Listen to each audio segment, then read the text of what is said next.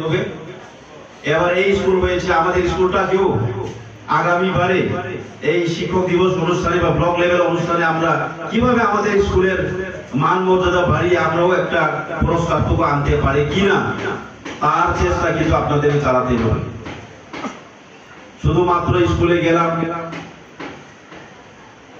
School পরিচ্ছন্নতায় অবস্থা আছে কিনা সেটাও দেখলো না।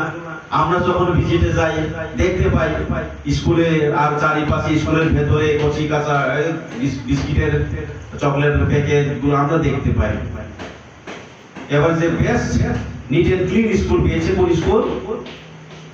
না গামাকুবারি হাই স্কুল, আমার মনে আছে গ্রিন স্কুল এবং নিট এন্ড ক্লিন।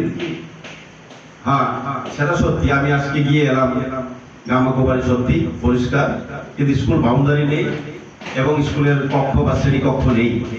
তার জন্য আমি কথা দিয়ে এসেছি যে যেহেতু স্কুলটা খুব ছাত্রের সংখ্যা বেশি আছে, তার জন্য আমি ডিরেক্টর সাহেবের সঙ্গে কথা বলবো, গিয়ে প্রেসার করব স্কুলের যে এডিশনাল ক্লাসরুম আমি আনবো বলে আমি জাস্ট এসুরেন্স দিয়েছি ওনাদের।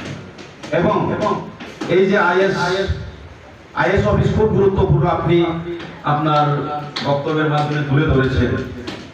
একটা আইএস অফিস সমস্ত ছোট ছোট স্কুলের হেড অফ দা মানে অফিস বলতে গেলে সবচেয়ে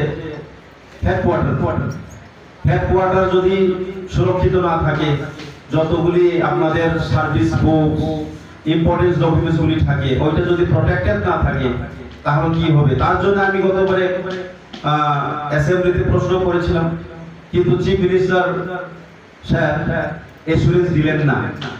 উনি আমাকে জবাব দিলেন কি এই যে আপনাদের ওইখানে আছে বিল্ডিং আছে, আমি তো নাই বলিনি, আছে কিন্তু আরো উন্নত ধরনের একটা ইনফ্রাস্ট্রাকচার চাই আমি বলেছিলাম।